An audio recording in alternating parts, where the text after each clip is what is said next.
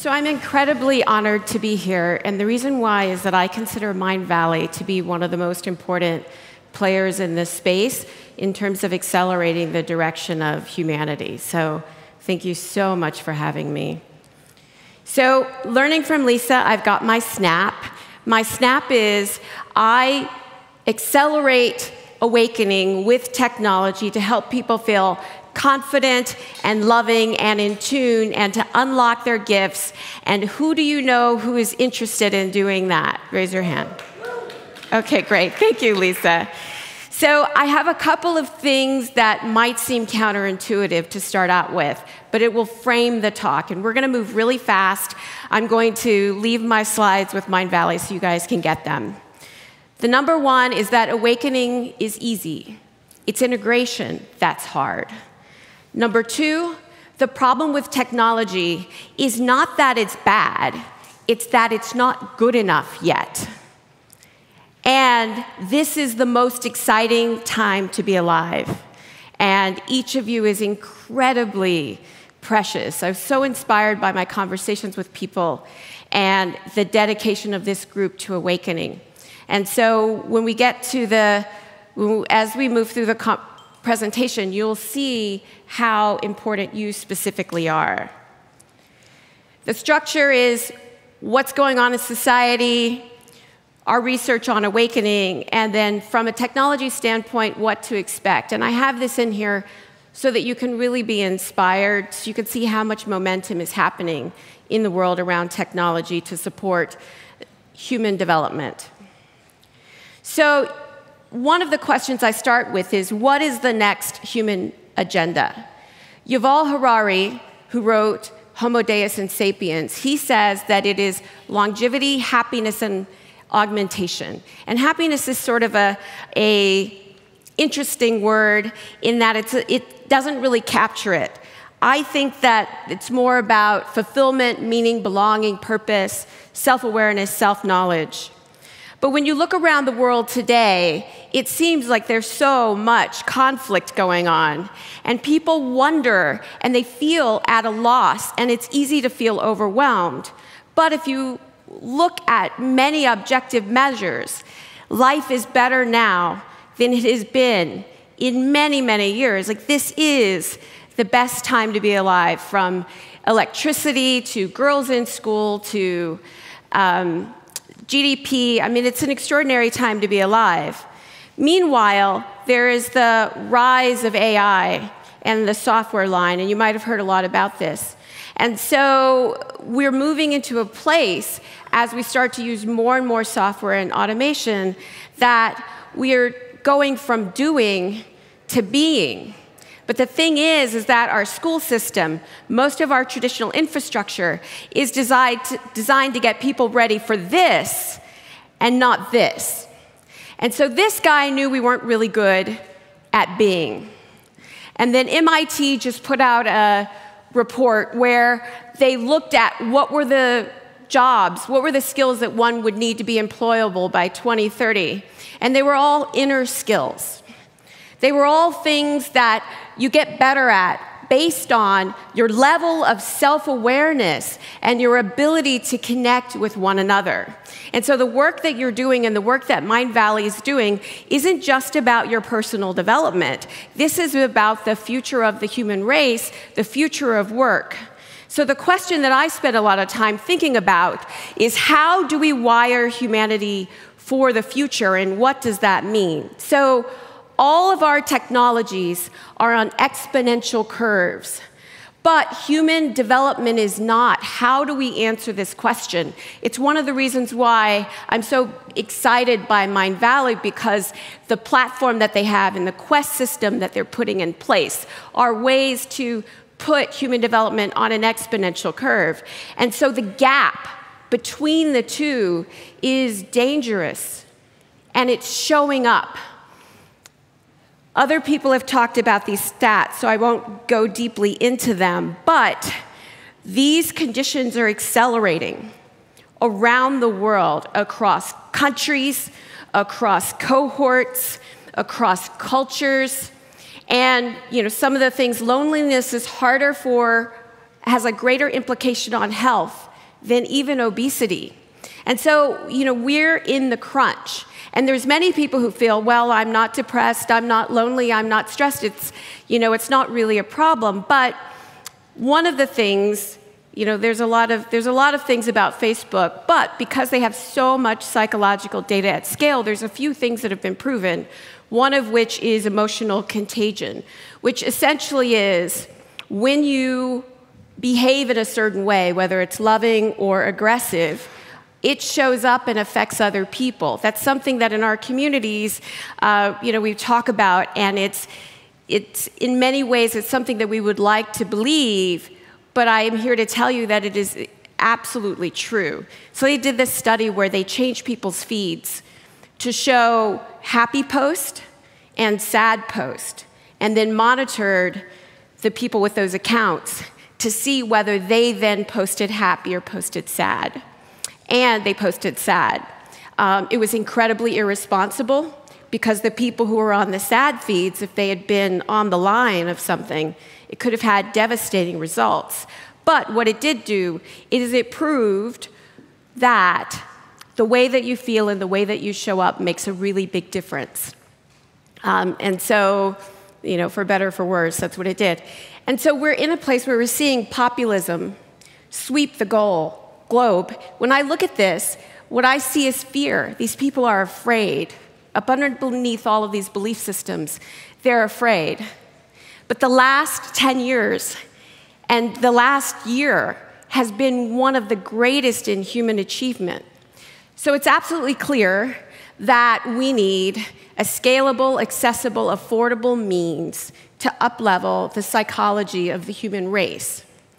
So this is the well-being spectrum, the way that we see it at my lab and in the community that I lead. And so, there's probably areas that you're more interested in than others, but you'll see on the far side is human support. This is stress, depression, anxiety, people with acute needs. In the middle is what I call the human condition. This is happiness, loneliness, connection, empathy. This is adulting. Becoming a human adult, you deal with these things. And then the far part is exponential well-being, what is truly possible for humanity. And I think what's really exciting is many of the contemplative traditions and a lot of the work that you do leads towards this: enhanced mental and emotional capacity, our gifts unlocked, and persistent non-symbolic consciousness, which is the focus of our research, a lot of our research, which is the academic term for enlightenment, awakeness, oneness, transcendence, unity, consciousness. There's about over 200 terms for it. So this is our research on awakening that I'm about to take you through. But first I have to tell you how I got here. As was mentioned, I used to work in video games. And my last position, I ran World of Warcraft China. I operated World of Warcraft China, which is the largest branch of the largest MMORPG in the world. And it was great. I enjoyed it very much. Then I went on a meditation retreat, and I had an awakening. And for those of you who have had that experience, you kind of know, at the end of it, I could not go back to what I was doing. What I found for me personally was that in 10 days, I felt happier than I'd ever felt in my life, and I wasn't afraid. And I was so clear and focused that I wanted to share this with the world, that I wanted to share this with my loved ones. It seemed amazing to me that something could be so close at hand, and something that I had, longed for, really, in my life. And so I changed my life, and I came back to the US. I started the Transformative Technology Lab and Conference with Dr. Jeffrey Martin, and we started a continuation of his research on persistent non-symbolic consciousness. And so, this is a map of the US, but these people live all over the world. But this is the way that they experience life.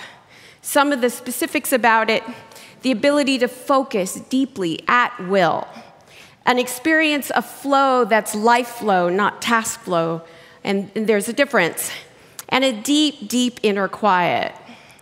This is, I'll let you guys read this for a second, but this is the overall profile of what persistent non-symbolic experience or consciousness feels like.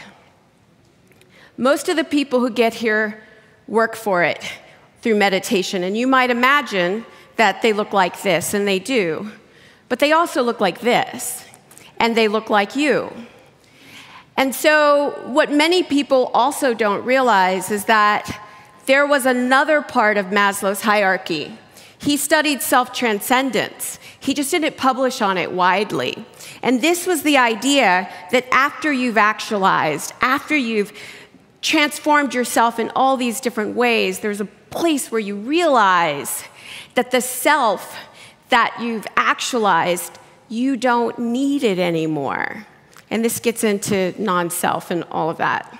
So just to give you a little bit of framework for the first study. So Jeffrey Martin, Dr. Jeffrey Martin, who is my partner, my business partner, he did his PhD on the psychological profile of awakening. He studied 1,200 people over 8 years, all traditions around the world, qualitative and quantitative assessments, some biodata. And what they discovered was that there are essentially 4 locations. This is not a progression path. This is not a lineage. It's not intended to be. It's simply a psychological profile. But the thing that I found so exciting about it is that 2 people in the same lineage who are in different locations, they have less in common than people from different traditions in the same location. So to make it simple, what this showed is it allowed you to compare the experience of a Carmelite nun and a Tibetan Buddhist monk in how they were experiencing reality in terms of emotion, cognition, perception, and sense of self. So psychological measures. What it means is that awakening and enlightenment doesn't belong to any one tradition. It belongs to all of us. And that's really exciting. So this is, I'm going to let you read through a couple of locations really fast. This is location 1. Fundamental sense of okayness kicks in. I'll provide all of this to you guys, so I know I'm going fast. Not really triggered anymore. You trust in how things are. Location 2, it's the beginning of non-duality. Self-thoughts continue to fade. You start to feel like there is a correct way to do things. It's a knowingness. It's the knowingness that people talk about. Location 3, there's one emotion that remains that feels like a combination between love, compassion, joy, and it's subtly dual. And then the last one is location 4, and this is, no thoughts of self. And I have a ton more data, but I'm not going to take you through it. Instead, I'm going to show you the second study we did. So that first study only showed people who were already in the state. What we needed to know in order to find a way to hack it was we needed to find people who were not in the state and push them into the state. So we developed a program where the purpose was to see if we could create that trigger. And this is an overview of it. For millennia, mankind has asked the question, who am I? In pursuit of an eternal truth. Across all cultures, all traditions, and all philosophies. With dedicated practice and commitment, these explorers of the inner world would spend a lifetime just to catch a glimpse of an answer to this question. And those who caught more than just a glimpse found something indescribable. Something beyond the limitations of the self. An awakening into a persistent state of inner peace and well-being. A state of flow, joy, and ease. Yet there are no guarantees for the adventurous. There are those who seek but do not find on this quest, dedicating years to practices that yield no fruit, having no map for awakening.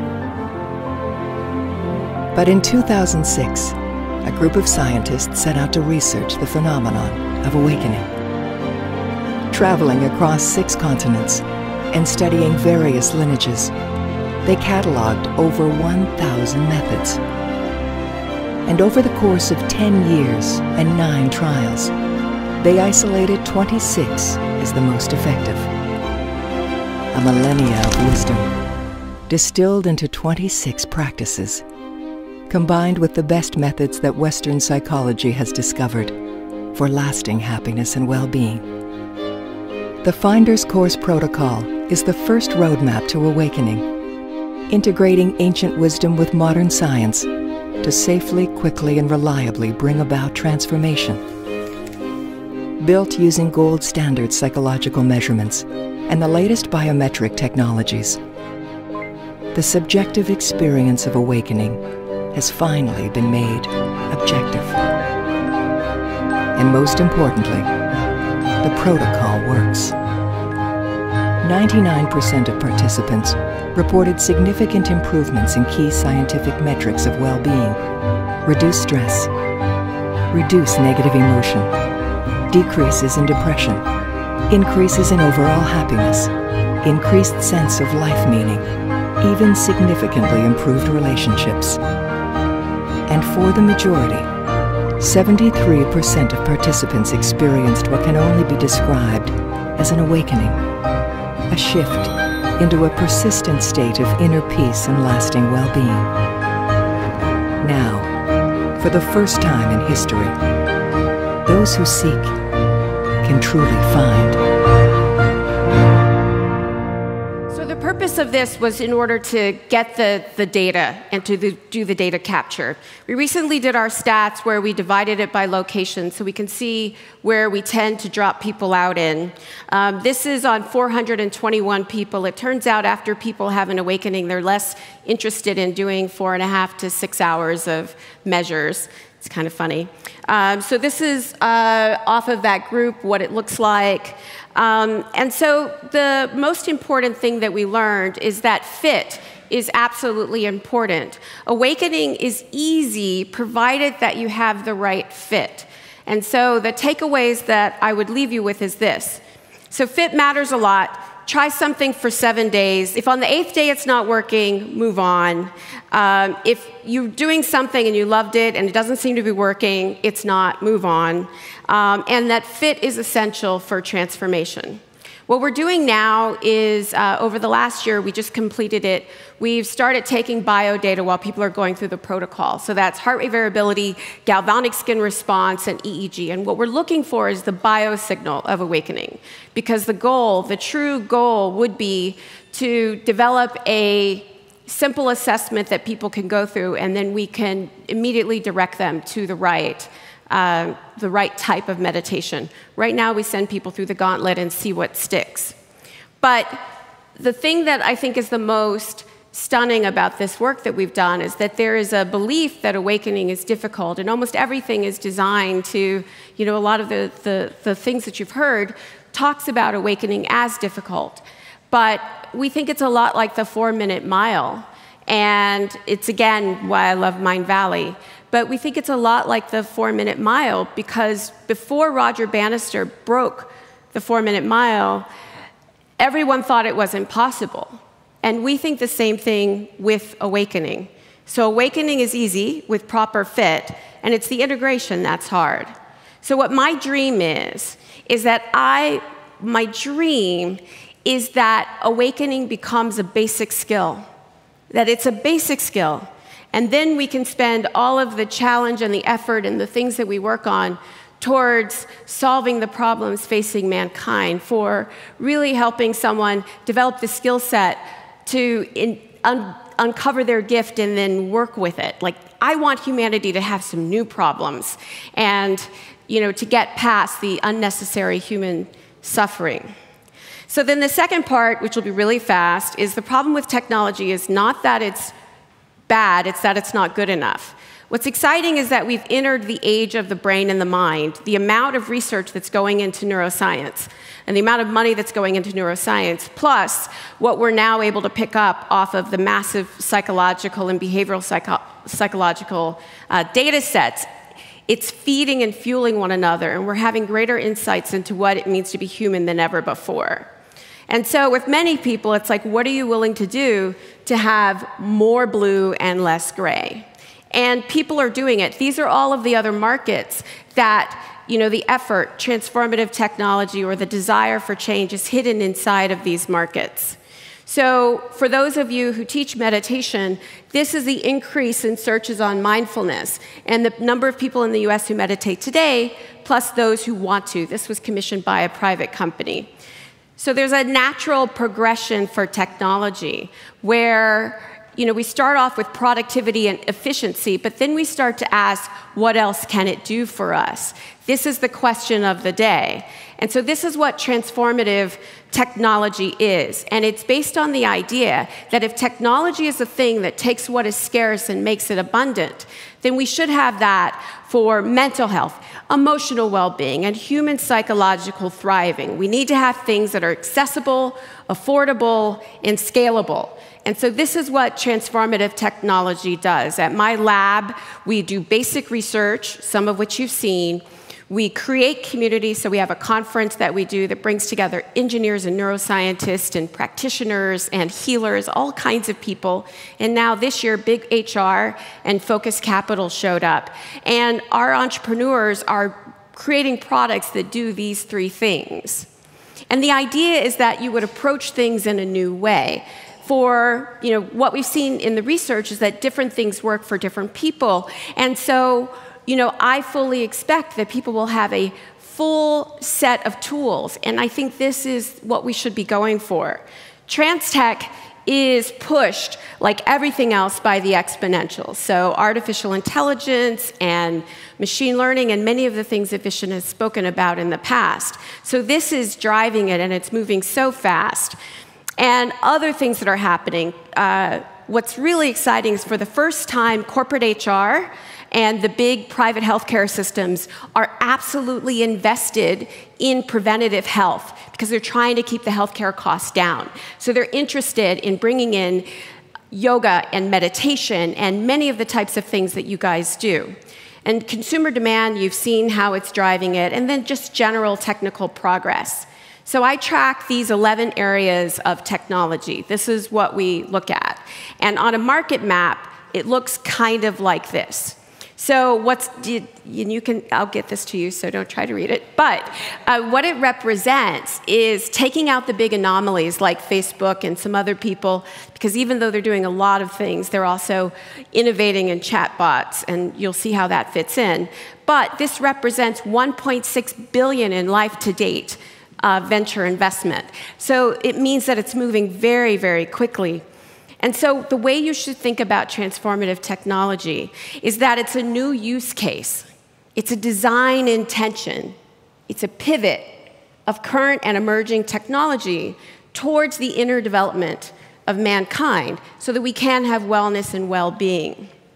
And so I just want to show you a few cool things that I really like.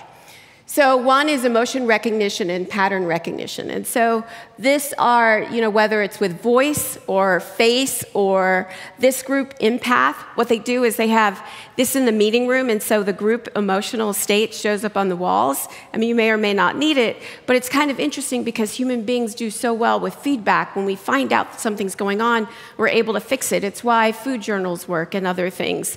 And then on the behavior recognition, Ginger.io uses life data to help people who are dealing with depression. If they're about to go into an episode, it can notify them, hey, are you doing okay? If they've started waking up earlier or going to sleep. This is done with permission, by the way, because if you have depression, it's really important to you. It means a lot to you to get past it.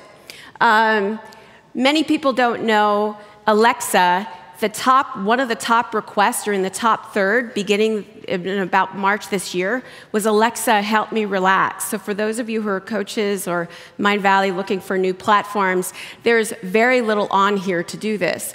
But you're seeing depression bots and inspiration bots and people using technology to support their emotional state. We can make great products for this.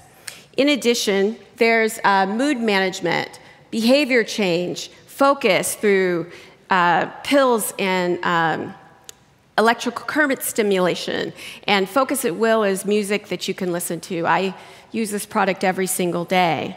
Then there's wearables. With Trip, you'll be able to download a VR program where you can choose calm or compassion and have an experience that's just about stimulating that feeling in you. It's just extraordinary what's happening. And like one of the people that many people don't know about is this company called Will. They serve yoga and meditation into 35 of the Fortune 500. Because of that, they serve over 500,000 people in the US. They're one of the biggest players that many people don't know about. And one of the reasons why they're able to do it is they've developed the data backend that big corporate HR needs in order to bring people into corporations. Of course, there's VR, AR. One of the things that's amazing about VR is that studies have already shown the ability for VR to extend your sense of in-group and out-of-group.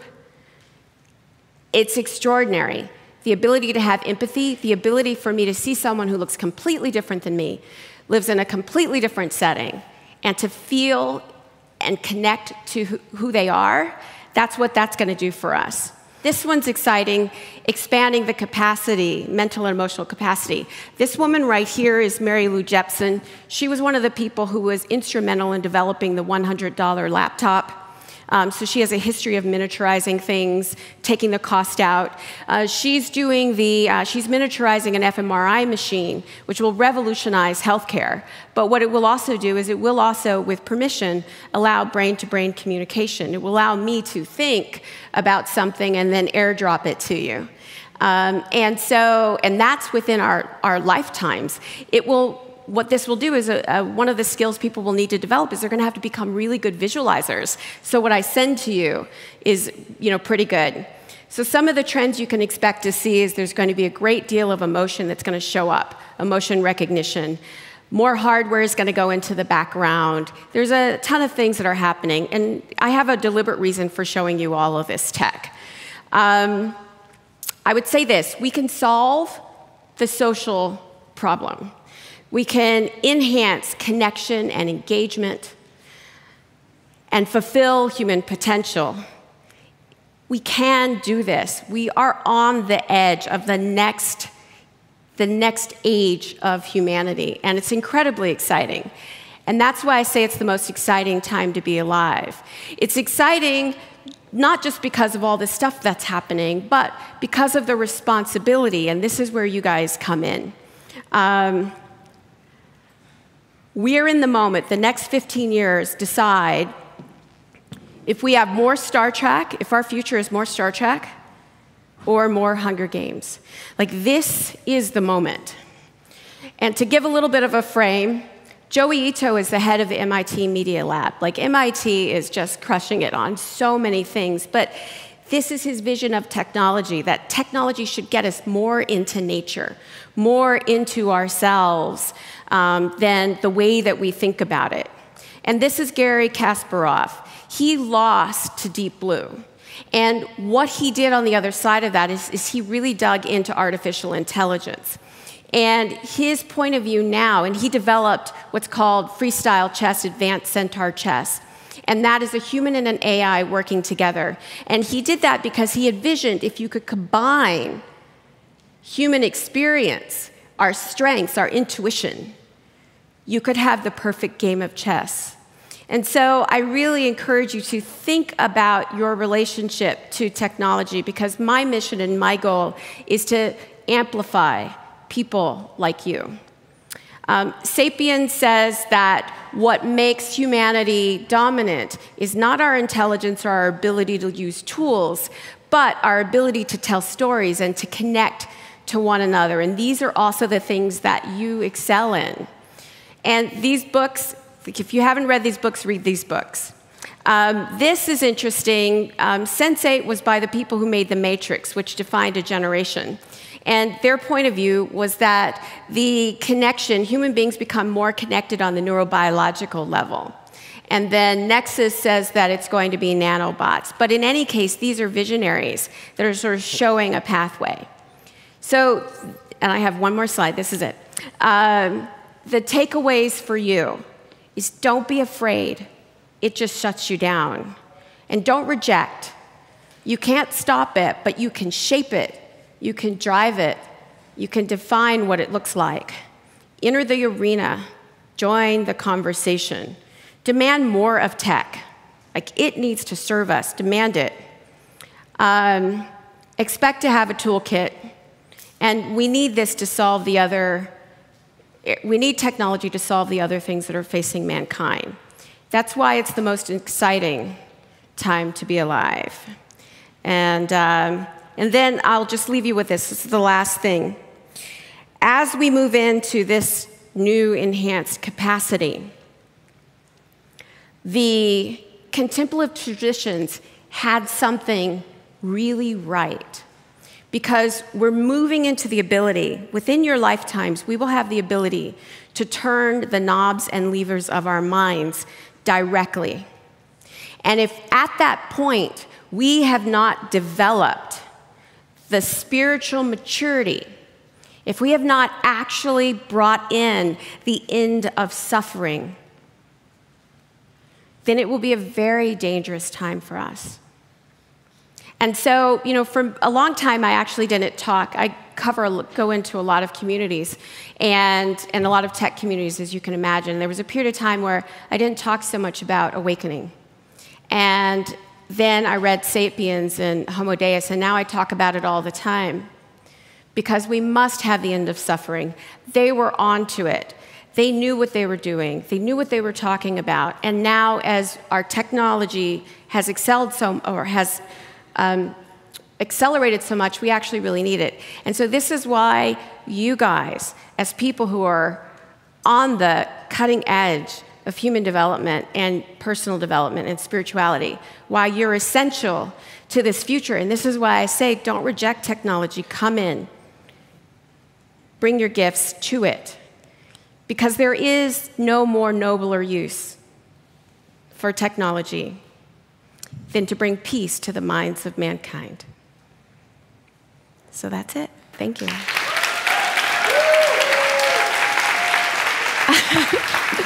Oh.